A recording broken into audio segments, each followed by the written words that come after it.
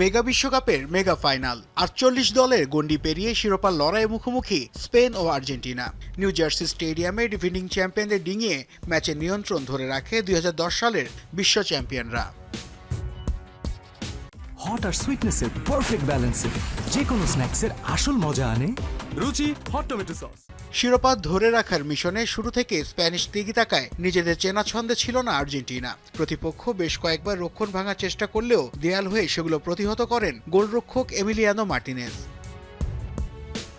প্রথমার্ধের খেলা গোলশূন্য শেষ হলে ম্যাচের ভাগ্য গড়ায় অতিরিক্ত সময়ে। ম্যাচের বয়স তখন ৯৬ মিনিট। টান উত্তেজনা আর রোমাঞ্চে ঠাসা ম্যাচটিতে স্প্যানিশ শিবিরে বাঁধ ভাঙা উল্লাস এনে দেন উইলিয়ামস। বল জালে জড়াতেই স্পেনের ফুটবলাররা মেতে ওঠেন এগিয়ে যাওয়ার আনন্দে। কিন্তু সেই উদযাপন স্থায়ী হলো মাত্র কয়েক সেকেন্ড। ডেডলক ভাঙার সেই স্বস্তি মুহূর্তে রূপ নিল হতাশায়। রেফারি কোনো দ্বিধা ছাড়াই সঙ্গে সঙ্গে বাতিল করে দেন গোলটি। রিপ্লেতে দেখা যায় বল জালে জড়ানো ঠিক আগ মুহূর্তে ঘটে বিপত্তি।